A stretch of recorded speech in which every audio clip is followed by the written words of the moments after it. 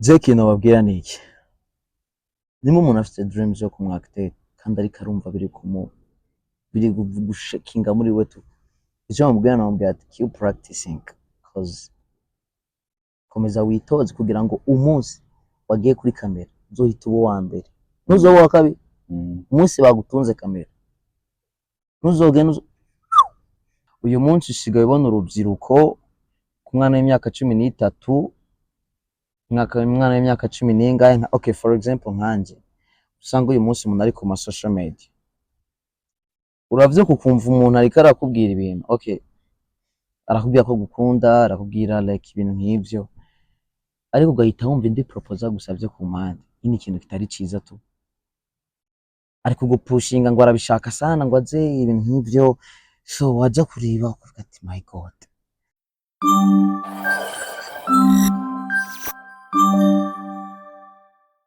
Hello beautiful people, hello, reka nizere ko aho muri mu mpande z'igihugu zitandukanye mumeze neza. Mbahaye ikaze nanone ku muryango mugari wa Legend Nation TV, aho tuba tuganira kuri byinshi cyane ariko twibanda ku mpano. Murabizi ntago ari ubwa mbere hano kuri Legend Nation, we split love kandi nanone we deal with the talent. Niyo mpamvu uyu munsi sindi njyenyine mu kiganiro, nabazaniye umutumirwa tugiye kuganira akatubwira byinshi tugiye kuganiraho ku nsanganyamatsiko nabateguriye nziza. Nizera ko muri buze kunyurwa nayo nta gushidikanya.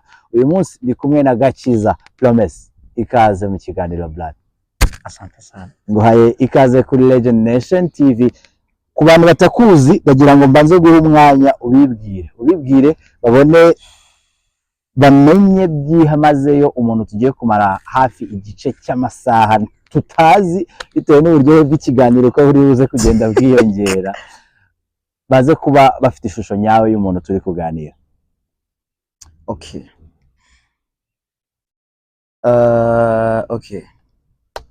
Iyo umuntu yarambwiye ngo nivuge, sometimes bikunda kuza become challenging kuko umuntu wabwiye ati ngo who are you, tumva umenga bibaye byinshi kandi ari ibisanzwe. Okay, urinde amazina yawe nta yahe, wavukiye he, ubaho ubu ngubu, mbega kugira ngo tuze kwinjira mu kiganiro abo turi kuganiriza nabo bamaze kumenya neza umutumirwa turiko. Okay, amazina yanjye nitwa Gakiza Promise and ndi Umurundi ariko mba mu Rwanda, so and I'm blessed man. Ashimani man. East Africa in Kigali turabazana umuvandimwe Yago Paul, niwe ujya uvuga ngo Afrika yose ihurira kuri Yago TV show. Uyu munsi natwe kuri Legend Nation ntabwo tuzajya tukomeza kuganira n'abanyarwanda gusa, ahubwo tuzajya twagura imipaka ahari impano hose twe tugerayo kugira ngo tuganire n'abo banyempano. Uyu munsi Gakiza turi kumwe n'umwe mu bakinnyi beza ba filme cyangwa se amafilime yaba y'uruhererekane, mbega ayisanga muri sinema, yaba sinema nyarwanda, sinema zitandukanye y'u Burundi. Niyo mpamvu tugiye kuza kuba tuganira, araza kuba duhuriza sinema y'u Burundi na sinema yo mu Rwanda. Turaza kunguka byinshi ku bitekerezo n'ibibazo twajyaga twibaza kuri sinema nyarwanda, kuko turi kumwe n'umwe mu bahanga muri yo, turi kumwe n'umwe mu bazigaragaramo cyane. Promise ndabeshya. Reka ese uravuze ngo uri Umurundi, urugendo rwawe rwo kuva mu Burundi wisanga i Kigali byagenze gute? Okay, nuko nyine n'ubundi duhise tubwira ko ariko nibaza ko ntabwo rwari urugendo rworoshe. Ku bantu babizi, navuye mu Burundi muri bya bihe abantu bazi bitari byoroshe, ejo bundi muri za 2015, 2016, 2017 kuzamura. So it was not easy gushifting umuntu ava hariya aza hano gutangira ubuzima mu kindi gihugu utahoramo, so aba ari ibintu bitoroshe tu. Ariko icyo ntarenze ndarondogora ngo nje mu majambo menshi, byari bigoye ariko Imana yarabikoze, so now we good and we thankful. Urwo rugendo rutwari rworoshye kuva mu gihugu cyawe cy'amavuko Uburundi ukisanga mu Rwanda, by'umwihariko mu mujyi wa Kigali, ukaza kwiadapta kuri ubu ukaba uri umwe mu bakinnyi beza ba sinema dufite yaba mu Rwanda kuko uhari ndetse no mu gihugu cyawe cy'u Burundi, byo ni urugendo rwatangiye gute, ni urugendo rugezeho ubu ngubu, kugira ngo tuze kugaruka noneho twinjira byimazeyo mu rugendo rwawe rwa sinema n'uburyo sinema nyarwanda, sinema nyafurika, sinema ya East Africa imeze ubu ngubu. Okay. Icyo navuga ni uko nibaza ko ntigeze mbikoraho ikintu kinini, ahubwo hari ukuntu Imana iyo yateguye ikintu mu buzima bwawe nta namwe ushobora kugicikira. Twigeze kubivugaho kare. Jewe mva mu Burundi, I was like nari umukristo umwe w'indani bamwe b'indani buzuye amategeko menshi. So kandi n'akazi nkora uyu munsi nibaza ko biri toto different. So ariko uwo nakuze ndiwe n'uwundi w'uyu munsi bari batandukanye. Ariko navuye mu Burundi ndaza ngera mu Rwanda, ndasoza amashuri nari ngiye gusoza nsorezamo hano, and after gusoza ishuri nk'abandi basore nyene, and I leave home nja gushaka, so nk'ibisanzwe. So nibwo nisanze ivyo nahuye navyo nyuma y'igihe kinini nari maze na applying nkora ama application y'ahantu henshi, akazi, ibintu nk'ivyo. Nibwo nisanze ndi kuri kamera ndi gushutinga. So nkunda kubwira abantu ikintu kiza kikurondera nta nubwo ushobora kugihagarika, cause kwa kuntu abantu bamenyereye umuntu mbere yuko aba umwacteur wa filme, manza gukora casting, ukaja gukastinga ahantu bakaguha na sample ukamanza ukactinga bakareba ko bishoboye. Ibyo bintu je ntabwo nigeze mbibamo. So narabyutse mu gitondo ngwino shooting, mpitanikira kuri camera, scripting yiyo ugiye ukina witwa naka. So ibintu nk'ibyo nyenda ndagukomeza ndabikora. So first day ntabwo nakuze ngo ntangire mbona inka muri ibyo bintu, ariko navyisanze mpita numva ndanabikunze. Ko hazi nkuko nabivuze, just nigeze nibona mu buzima bwanje ndi umwacteur, no? Nibona ndi mu bindi bintu kuko tekeje umuntu umwadeperi umupantekote nyine wumva ari ibintu bidafata tu. Ubu umuntu bihorera hari umeze uko.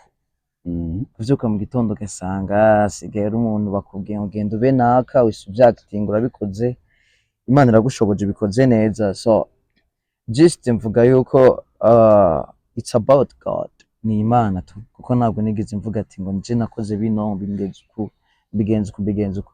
Usibye ko ikindi kintu nkunda kubwira abantu, iciza ni uko umuntu aba akwiye kuba available, like kuba available mu maso y'Imana, kugira ngo Imana niza kugushaka igutwara muri destination yawe itazosanga uhuze. Like nk'ubu yaje kugushaka, ubonye opportunity yo gukora ikintu, igusanze hangover yakujwigirije, igusanze wasinze wamenetse, igusanze mu bitaro wagize ikibazo because of waraye ahantu habi, igusanze mu buntu bw'ubushiti tu, uhitura opportunity nk'iyo.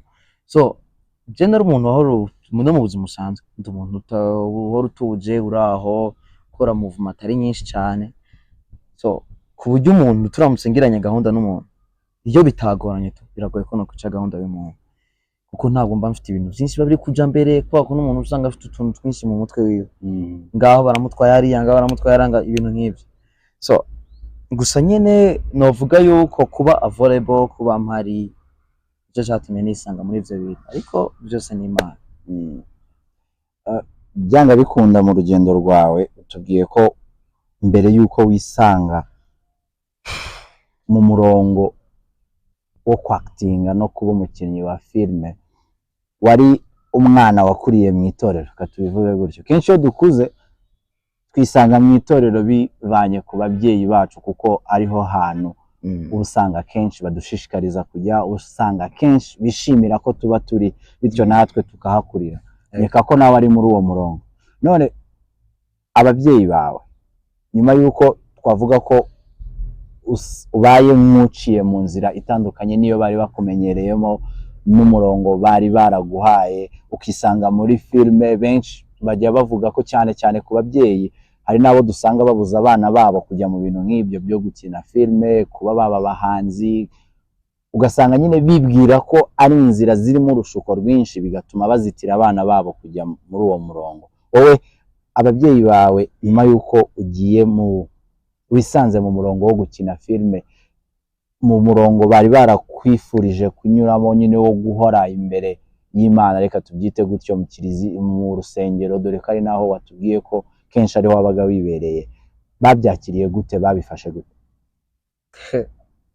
Okay, ntekereza yuko umuvyeyi mwiza nushigikira umwana we, ntabwo ari okay, sinzi ingene nobivuga, ariko jewe nisanga muri carrière yo ku acting. So abavyeyi banje nta nubwo bumveka ko ivyo bintu bishobora, cause nabo hari ibintu baba batarahuye navyo ngo bumve ko vyoshoboka, ariko nta nubwo nigeze mbasezerana nja kubikora, cause ntabwo twabana.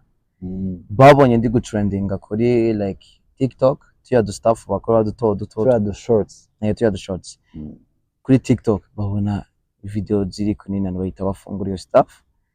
Nyene petit frère wa mu rugo ahita arafungura zibereka video nyinshi stuff nk'ivyo, nyene birabatungura, nyene babona bavuga ati bino bintu uyu muhungu yarabishobora. Uwo munsi nibwo umenga mama yake yampamagaye, umva mama wanje duwe dufite ukuntu twibaniye, ambwira ati muhungu wanje wabaye, ati kubera je ndikunda kureba muri telefone ati numiwe, I don't know if it is you, ntabwo nzi nimba ari nawe. So ambwira ati ndisi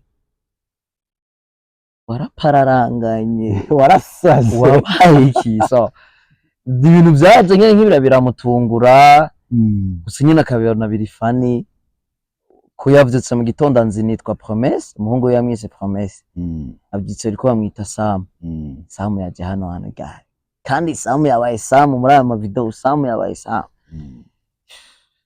Aragera habona izindi zabira staff ya Josh, yira nimba nitwa Josh ya Muvindi, arabibona avuga ati ibintu bihuza gute? So kuko rero n'abantu baba batarigeze bamenya the story about the movie, about acting, what the meaning of acting, of being like umwacteur, nyine bangomba ko manza kwimusobanurira tu. Nyene yabibonye nk'ibintu biri funny, yareba kandi n'uburyo ndi kwactingamwo ni ibintu vyiza, ntabwo nayo connecting ibintu bishobora gutuma kwa kurusha guhura n'umuntu acting ibintu biri weird. Bikagutera nawe guhita ugira amatsiko menshi yo kumenya utuntu n'utundi. So byaranyoroheye cyane kubera ko nkuko mbivuze, umuvyeyi mwiza n'umuvyeyi uri supportive ku bana biwe. Nimba ubonye ikintu ku mwana wawe, nyene yahise direct yisambaza bite, comment bimeze gute ngaho, ziri helping you, biri kubera gufasha. Ashaka ko ndamuha detail, mutanumva kabaye agiye mu ngo, sinigeze numva anjudging, even if n'umukozi w'Imana muri ADP, ariko ntago yigeza kujudginga ku murongo urimo, ahubwo nuko aramagara bite, akazi kawe kari kugenda, biri kugenda, ngo ati muri iminsi turi gushutinga cyangwa muri iminsi turi gukora bimeze ukundi, kwirukanga muri ibi, kuko ntabwo tubana muri Kigali, bo bafite ahandi hantu batuye. Ibintu nk'ibyo, cause yaza kuba ari umuntu yahise ambreme anjudginga byako kanya, so urumva nayo kuba bigiye kungora. That's why n'uyu munsi ubona mba ndi ready kubikora anytime muye na opportunity yo kwactinga, yo gukora ibintu bihuye n'ibyo, just muri jewe ndi open confident, n'izindi imbaraga inyuma, n'irindi sengesho ry'abavyeyi bari kumpushinga, things like that. Very blessing. Ni byiza cyane kugira umubyeyi ukumva, ari nacyo dushishikariza n'ababyeyi bandi muri rusange. Muri ibi bihe tugezemo, amahirwe ahari ku rubyiruko ni menshi, ariko nanone usanga amahirwe ahari twe tuyabonera muri bya bindi ababyeyi bashobora kubona nk'imbogamizi, ariko ni ngombwa ko ushyigikira umwana wawe ku mpano ye, ku gikorwa yatangiye yagerageje gukora. Babyeyi n'ukuri mugerageze mushyigikire impano z'abana banyu, kuko bibatera imbaraga, bikanatuma n'ibyo bari gukora babikora neza kurushaho. Kuko nkeka ko iyo uza kuba uri muri uwo murongo wo gukina filime, mama wawe akaba ari umubyeyi utakumva nagushyigikire, nubwo wari kuba ubikora, hari ikintu wari kuba utaduha, kuko wari kuba wirimita mu buryo bumwe cyangwa ubundi. The point nyine nabwo turi kuvugaho, it's a key point umuntu ashobora kuvugaho, like abantu barakeneye kwiga ku understanding, you know, abantu barakeneye kwiga kumva, gutahura, not kwihuta kuvuga, like kujumambe, not kwihuta kujudginga abantu. Kubera ko uyu munsi generation twebwe turimo iri total different, yatandukanye cyane, different n'iy'abavyeyi bacu bakuriyemo. Uyu munsi ibintu turi gufesinga nabyo bo ntibigeze babibona. cyane.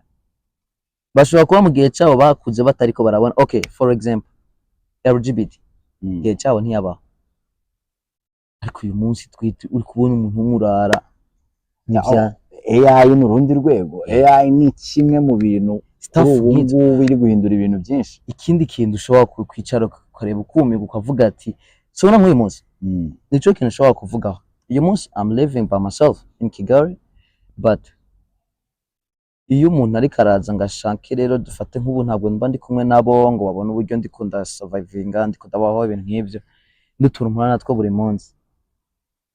Yari mba numva nakicara nkamubwira ukadutaye kuko twebwe uyu munsi nshobora kubwira umuntu yuko Bujumbura na Kigali bitandukanye cyane gose, ku buryo mba numva nabwira umuntu wese mo free, if you come here just be ready to accept everything. Sure. Apana ngo ndahitamo ngo ibi canke ibi, no. Be ready to accept everything, cause ivyo ugiye gufacinga nabyo not easy, but birashoboka. Ivyoroshe kubicamo ariko birashoboka ko wohaca. So nico kintu ariko ndangiye kuvuga rero kubijanye n'abavyeyi ni iki, nuko ubuzima twe turabaho uyu munsi, generation yo munsi butandukanye nubwo babayemo.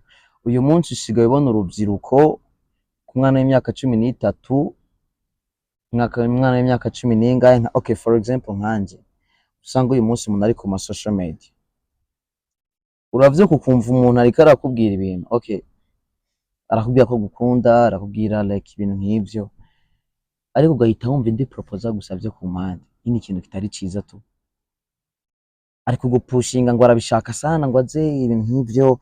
So waja kuriba ukavuga ati my god, nyine nk'abo ugahita wumva urumiwe tu, kuko iciza novuga ati nigiye muri church, gukura muri church cyo byamfashije, byatumye muri jewe ngira understanding byihuse, menya kare, ntahura kare iciza n'ikibi, mbimenya kare, nirinda kare, ku buryo bigoye cyane ko umuntu yofa kumbana mu bintu bitari byiza tu. So ariyo mpamvu novuge kuri kino kintu abavyeyi, umwana wawe numubona mu kintu akumuha umwanya muganire, ntukihute kumublaminga cyangwa kumujudginga, cause nuja kumujudginga uri kumusunika ahubwo kubikora, kandi akabikora kwihishe ahita abikora nabi. Ariko naja kubikora azi kuhari, uri kumureba, muri kumwe, biramutera courage, biramutera kukugisha inama, kuko je nkunda gutahura yuko iyo umuntu amaze kwitwa umuvyeyi w'umuntu ababaye umuntu amukuriye, zibuze n'ikintu wowe utazi ukagisanga mu mwana wawe, uhita uba like pen yo kuciga, kugira ngo vyibuze uzoba ufite akantu ko kumugira inama muri ivyo bintu. So nuko numva mbitahura juste bariko ibintu byo kujudginga abana, kiretse ubonye agiye mu bintu bitari byiza, ushobora kuja mu bintu bitari byiza ufiteho notion ukavuga ati mon fils this is not good, kubera ko je narabibayemo iyi myaka ini nari muri ibi bigendo, just ukamuha ibintu nk'ibyo. Ariko iyo ubonye umwana wawe afashe umurongo ukabona byoshoboka, ariko kwereka ko byoshoboka, so ubishoboye mufasha, kuko nutamufasha azohura n'abandi bamufasha cyane, kandi nafashwa n'abandi, ari none mbuzo wogifite agaciro biri 100% kuri we. Ahanini kenshi ujya usanga nk'umubare munini w'abana bagerageza gukora ibintu bitandukanye bisangamo bigendanye n'impano zabo biyumvamo, nibashyigikirwe n'ababyeyi. Akenshi ahubwo usanga bya bintu umubyeyi ari kumubuza kujyamo abyinjiramo cyane kuko abamuteye amatsiko. Rimwe na rimwe ugasanga hari igihe abikoze mu buryo butari bwo, kandi wakakwiye ko wamugiriye inama akaba yabikoze mu buryo buri bwo, bikamubyarira umusaruro ndetse akanahesha icyo twakita icyubahiro umuryango. Ngayo nguko rero for example tutaraja so far, hari nka bino stuff bya content creation, content creations kuri social platforms zitandukanye. Yes. Ibi bintu umwana ashobora kuvyuka akavyumva nk'ikintu kinini, akumva uburyo bikoramo, akicara agakora ama script y'ibintu agiye kuzajya akora, nyine ukabona ko umuntu afite passion muri ibyo bintu. Sure. Yabipresentira umuvyeyi, kuko umuvyeyi ashaka ko azoba docteur, umuvyeyi ashaka umwana azoba umuganga, umuvyeyi ashaka azoba umunyamwarimu, azoba umuntu ukora muri za biro za danger, ibintu nk'ibyo. Nyine umuvyeyi ntatahura umwana, kandi umwana ariko aramupresentira ikintu yumva ubuzima bwiwe bushaka, ikintu yumva afite passion yo gukora, kandi ayikorana umutima we wose. wicanga umuvyeyi ntamwumvise ntamutahuye vyibuze ngo amuhe support yo kumufasha kubona ibikoresho cause bino bistaff umuntu ashobora kubigiramwo like ukabigiramwo ikintu wumva nka calling muri wowe kugira ngo ugikore ukabigiramo umuhamagaro kugira ngo ugikore ariko wagira ku kintu kijanye n'imikorere n'ubushobozi bro bikagutatu ugahura n'umwana afite impano yo kuba yokora ibistaff bya danje tu ariko wamureba ukabura yabuze umuntu juste amutora amushire somewhere like this gusa arico kintu mana numva yuko umuvyeyi yakawe ndibutsa ko turacyari kumwe turaganira na Promesse Gakiza numwe mu bakinyi ba sinema bari kuzamuka neza yabitubwiye urugendo rwe kuva mu Burundi kugera muri Kigali yatubwiye icyo ababyeyi be batekereje n'uburyo babifashemo ubwo yatangiraga gukina sinema dore ko ari umwe mu bana bakuriye mu byo twakita itorero turi kuri Legend Nation TV reka ngusabe wowe tubanye bwa mbere uhageze aka kanya ikaze mu muryango mugari wa Legend Nation TV ongera kukwibutsa gukora subscribe kugira ngo turusheho kubana no mu biganiro byacu biri imbere ndetse n'ibyatambutse utabashije kuba wabona wihere ijisho we deal with the talent kandi we split love kugira ngo dupushingane tugira aho tuva tugira aho tugera tubikesha impano zacu tubikesha impano z'abavandimwe kugira ngo turusheho gufatanya nta cyiza nko gufatanya kuko iyo dufatanyije tugera kure kandi heza Promesse ndagira ngo noneho umurize ishusho y'abantu babiri Promesse ukina filme tuzi nka Sam muri filime ugenda ukina na Promesse Gakiza uri imbere ya kamera aka kanya ni abantu babiri batandukana bate ni abantu babiri bahurira he okay okay Promesse wo kuri kamera ariwe Sam canke Josh ntekereza ko ari uriya abantu babona abandi kuko iciza nuko ibintu byinshi nkunda kwisangamo ndi kwa acting ntabwo bitandukanye cyane n'uwandi nivyo bintu nakunze kubona nk'amahirwe kuko nta kuntu ushobora kwibaza kwisanga muri movie zigera muri ebyiri ufite utuntu tuja guhura twinshi na okay Promesse mu buzima busanzwe mu buzima busanzwe Promesse ni umukristo so akunda Imana yikurikiye yes simbura n'ibintu mvuga kuko iyo hageze kuvuga uwundi we arana birakugora cyane mba ari ibintu byinshi ariko icyo ndi cyo nuko Promesse n'umuntu uri humble Promesse n'umuntu uganira Promesse n'umuntu uwo ari we wese baraciringa bakabihuza tu I'm not the person who ukakaye gusa uri flexible cyo nanjye nagihana yes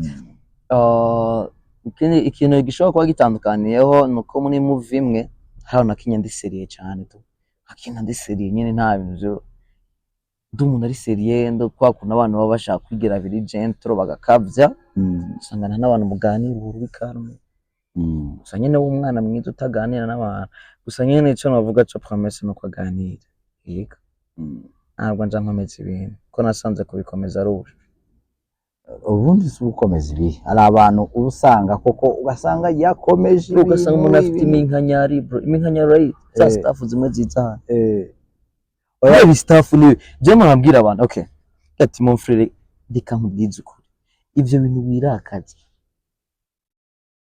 nta kintu umuntu yagutwaye warayuriye uhatse icagushira ari street ugahorana bari abapeti bari ku muhanda barinze ari kiragira kuno bakaguterekayo bera abana bari gushaka ibyo byishimo ufise wewe uri kurango bambwiye nabi uyisugenda uravyinshi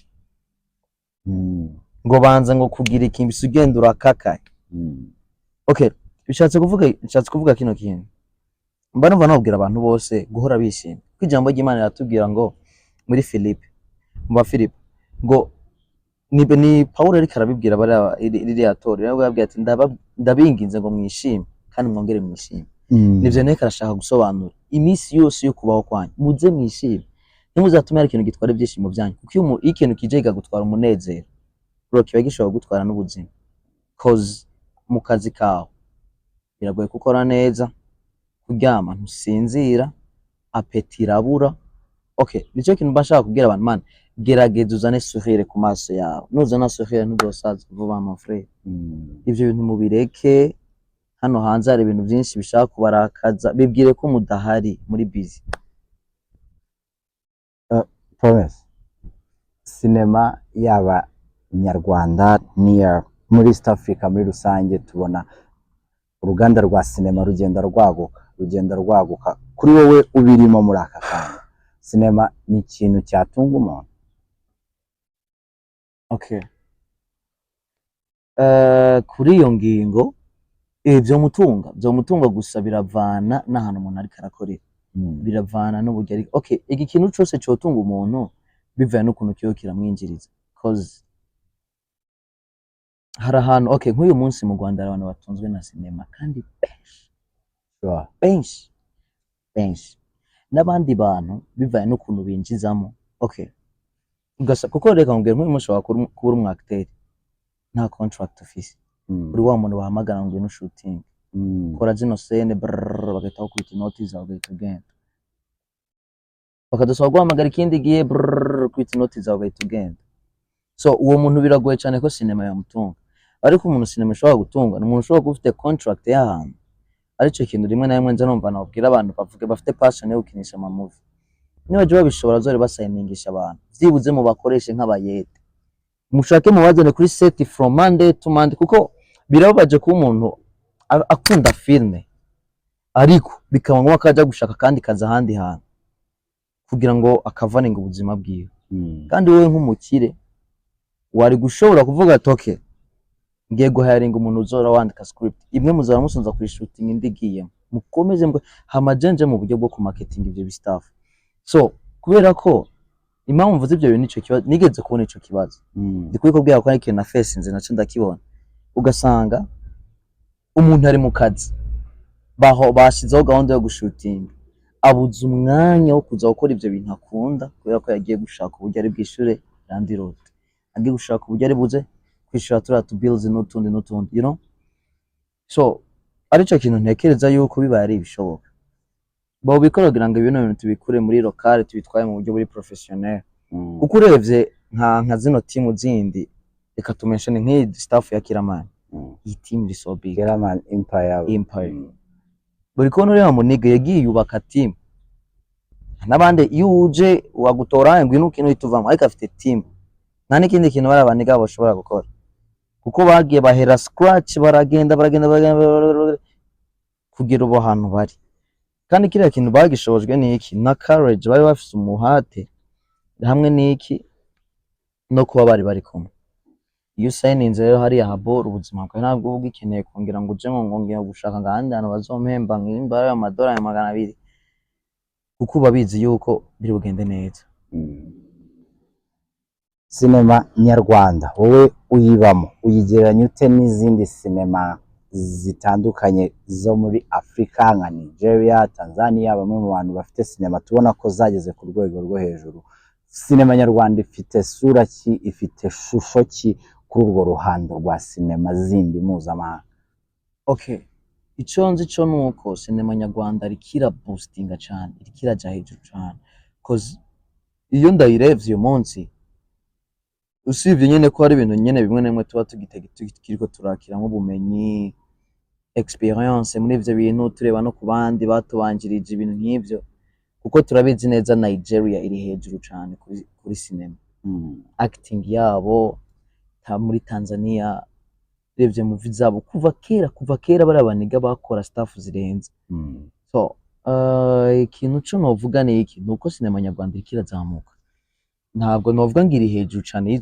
yizo boro cause ariko ni ikintu ushobora kwicara ukareba ukavuga ati kiri mu nzira ya nyayo cause iyo ubona umuntu ariko aragenda bihita bikwerekana ahantu azogera kuko bino bistafu n'ibigumuko biragaragara ko bashobora kuzogera ahantu kure cyane for example nk'umuntu wakoze iriya idea de forest iriya Vincent Kwaire iriya bahaye award muri Mashariki iriya movie ya je nkireba iriya movie n'ishusho ryayo asamvuga ati uyu type n'umunyabwenge umu artist azanye innovation itari hari ni nk'umuntu wanditse Sweet Game hari ibintu umuntu akora ugahita uvuga ati umuntu afite ubwenge kuno umuntu yicaye agatekereza gukora ni ryambere twari tubonye movie nk'iri ya mu Rwanda, niyo mpamvu ahise iba iya mbere. So ni byiza ko abantu bariko bagira buriya bwenge, bariko baragira ziriya innovation, bagaca bashiramo abandi bantu benshi, kugira ngo movie yakinyemwo abantu benshi cyane agahita hosting abantu benshi, bakaza bagakubita boro ya danje iguruka hejuru. Kandi mwarabonye iriya movie yarariye sana, ifite man viewership iteye ubwoba, yazamuye impano, yerekanye icyo abanyarwanda bashoboye. ico ndico nuko hari abapitano street babashoboye gukora ibintu bya danje, ku buryo umurebye ukavuga turiya muntu abonye umuntu umukoresha yakora ibintu birenze. Ico kintu rero kiriho kirakenerwa, ni naco kintu gishobora kuba carabuze ari iwacu. Habuze abantu bashobora kuza bagavuga ati bino bintu ari iwanyu ubwo ni he? oya hariya ni hariya ku Mana. Ico niko ndavuga ni iki, habuze umuntu ushobora kuza akavuga ati ngiye gushora amafaranga muri bino bintu. Ico nabonye muri sinema nyarwanda nuko abantu bariko barirekura, batanguye kurekura amafaranga. Kera baragigira bikarangira bagumye bayicaranye, ariko uyu munsi umuntu ashaka ashora amafaranga akaza yikuvye incuro nk'eshanu. Ni business nzima umuntu yashoramo amafaranga, Business nzima kwiti iyo umuntu yabonye ukuntu abikora. Reka tugaruke kuri wowe gatoya. Hari abantu ku bantu bajya bakina amafilme cyangwa bayabayemo kenshi, hari ijambo bajya bababwira bakababwira ngo umukinnyi wa filme, umu acteur ni indererwamo ruba society yireberamo. Ari nayo mpamvu kenshi uzasanga hari umuntu ukina role itandukanye n'uwo ari we mu buzima busanzwe, ariko akayikina muri ya filme agamije kugira icyo yigisha society. Wowe ni iyihe role ujya wumva baguha nukina bigendanye n'imyumvire yawe? Bro zirahari pe, ntabwo wankinisha ndi umutinganyi nubwo mpa amafaranga ntabwo bro nokina gute itu mu izina rya Yesu. Okay, turetse no kuvuga ibyo bintu cause who I am nuko niyumva, ico nze nuko umwacteur aba yiteguye gukora staff zose, nindererwamo rubanda yiboneramo. Ntabwo bisobanuye ko kandi ikindi kintu nubwo mvuze uko kuntu nkunda kubwira abantu twe turaba messengers, twe dutambutse ubutumwa tu cye numbona ndiko ndakina ndi nka ntuze nka Prince yarakaye wo mwicanyi, that's not me. Uriya ni Prince. Niyo mpamvu ushobora guhura n'umuntu muri movie waramwanse umwanga urunuka, ariko mwahura ugahita ubona aratandukanye. Kandi bijya bibaho cyane ku bakinnyi b'amafilme. Ndabizi uko hari umukobwa dukinana nza numva abantu bambwira turiya mukobwa ndamwanka.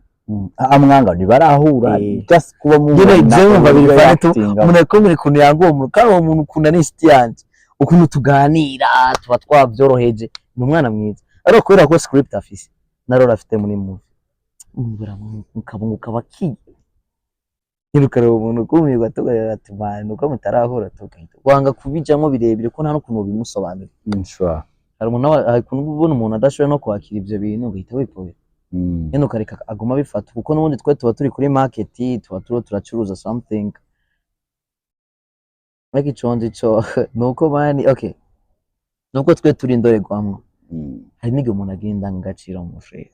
Nico kintu nabwiye navuze ubushize, ndavuga ati man even if nubwo ugiye kwishurwa amafaranga na gute, okay, ntibigera bihindura kuri ntore mwemwe mukunda kubivuga, byabihindura uburi we agaciro ufite muri we uko wiyumva, ngo benga amafaranga aze ngahita gutora hano ngo agushire hano. Nivyo bintu uriya musaza yavuze, yavuga ati twebwe igitsina gabo n'igitsina gore, ivyo bindi bintu byo kuza gutuvanga ngo nuko ngo no. Muravuga umusaza Donald Trump herutse kuba yorerwa manda ye yindi muri Leta Zunze Ubumwe za Amerika. Nibyo umugaragaro wese atangaza ko muri Leta Zunze Ubumwe za Amerika ni ibitsina bibiri, uraba umugabo cyangwa umugore. Ibintu byo kuzana utundi tuntu ku ruhande wapi hatudutake. Uriya cyo nkundira abantu nka bari bari straight uko naye nco kindi ko ndavuga, even if turi mu kazi turiko turakorana, just respect who I am and tukora akazi. Mbwire nimubwira yuko kuko n'ubundi n'ibintu biba mu biganiro, urampropose nka nyiri projet ngufitiye kano kazi, birakunda ntibikunda. Promise nizihe mbogamizi mwe nk'aba star muhora imbere ya kamera mumenywa n'abantu benshi, kuko oya wihakana ubu star se ni ukuvuga iki? Nuvuga ngo hari umubare munini w'abantu baba bakuzi, nizihe mbogamizi muhura nazo like mu kuba muri sosiyete uri famous? Niyihe cost, buri kintu cyose kigira cost, niyihe cost bikubangamira gute, ubyishimira gute kuba muri sosiyete uri kumwe n'abantu bakuzi nk'umuntu uri famous? Bituma hari uko utitwara, binatuma hari ukundi witwara, kugira ngo udushushanyirize urwo rugendo tumenye ukuntu biba bimeze. The problem is here ni uko abantu batajya babifata tu. Twebwe tuba twumva dushaka kubaho nk'ibisanzwe tu, ariko the problem ihitiza niyihe, iyo umaze kwisanga muri kariyeri yo kwisanga kuri public, abantu bose bakubona ikintu nk'ibyo, bihita bigusaba kubaho ubuzima buri expensive, ubuzima buhenze, kandi wasanga nawe uburyo uri kurinjizamo ntabwo biri guhura. So ikintu ushaka kumentioninga ni iki, so no nk'ubu hari igihe nshobora kuba ndiko ndigindagira mu muhanda nk'ibisanzwe, uhita na timu y'abantu utyo nyine ukabona baragushigize biteye ni sawa, ngasimana ngo ubyumva gutira umustar nyine, kandi wowe just you are living very normal, uvuye home ugiye gufata ikintu kuri supermarket cyangwa se ugiye gufata ikintu ahandi hantu, uragarutse home uvuce nk'ari ibintu bari bakuzaniye ku muhanda ugiye kubifata, usohotse bisanzwe ariko isura n'abantu bakuze nyene.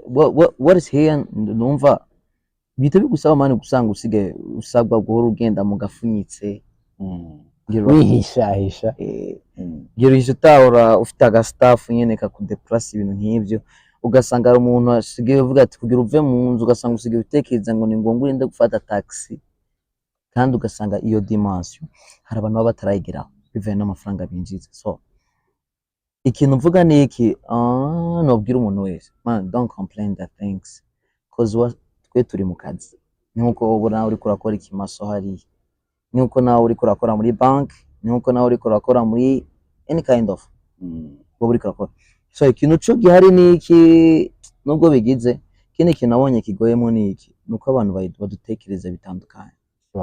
I think once nigeze kubwira umuntu ati man ndikumva mbabaye tu, mbatse kubera iki, man je nari nsohotse mu rugo kwe mbona asohoka agiye ahantu somewhere, mitampura n'abantu bari bicaye ahantu nyine, uko kuno umuntu asohoka ugiye gushaka something kiri bukudeplace, urasohotse turagiye wakire kuri gahunda zawe, mbise cyako abantu nyine ntababonye gusa ni umuntu afite harakaraka, ayo baje mahita baramuhagarika abo bantu ambwira ati hey bite ni sawa, ase mwagiye musuza abafana banyu, bituma umuntu ahaguruka igitiku iri seri, kuko niko mwitwara aba star.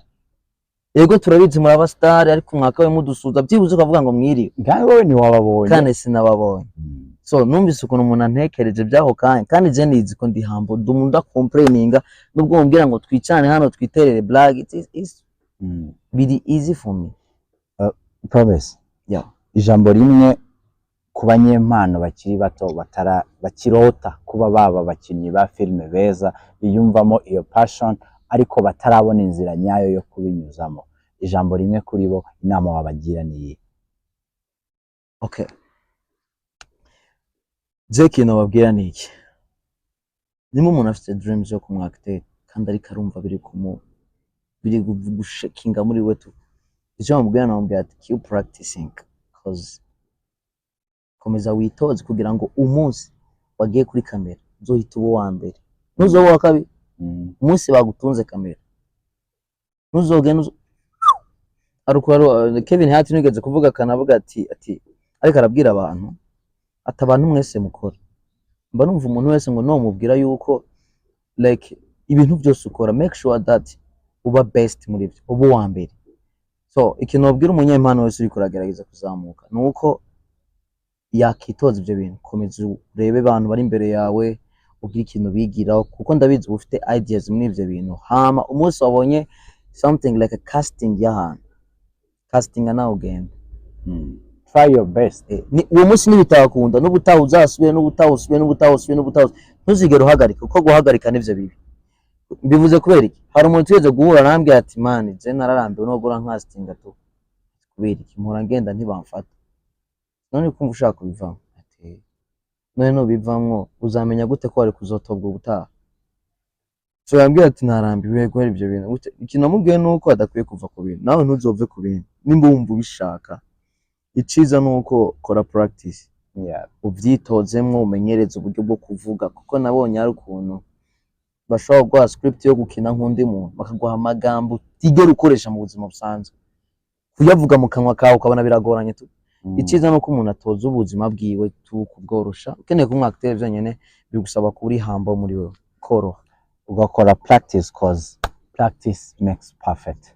Ni Gakiza Promesse, reka tunamushimire kubw'uyu mwanya tubanye mu kiganiro cyiza tugiranye, atubwiye byinshi ku rugendo rwe, atubwiye byinshi kuri sinema nyarwanda na sinema ya Afurika muri rusange. Bizera nashidikanya ko hari kinini wize, hari kinini ukuye mu byo yatubwiye. Ku banyempano bakiri bato n'aba babitangiye n'abatarabitangira, arababwiye ngo keep practice, kuko burya ngo umyitozo niyo ikugeza aheza.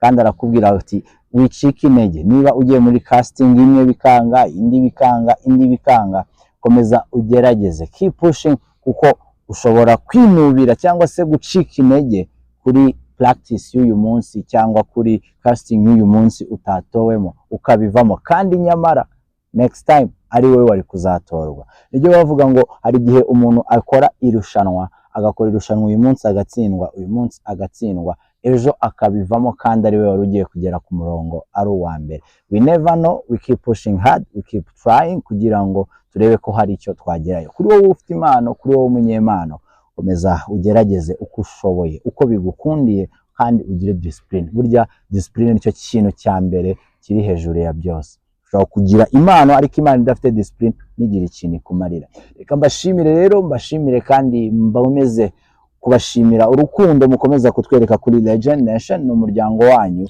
murahari kandi nanjye ndahari, tugomba kuwubanamo. Kuri wowe utarakora subscribe, reka mushishikarize gukora subscribe kugira ngo nawe ube umunyamuryango wacu, kandi uhawe ikaze. Ndabashimiye rero kubw'uyu munsi, nshimiye Promesse Gakiza twabanye. Imana y'amahoro ikomeze kubishimira no kubaha umugisha.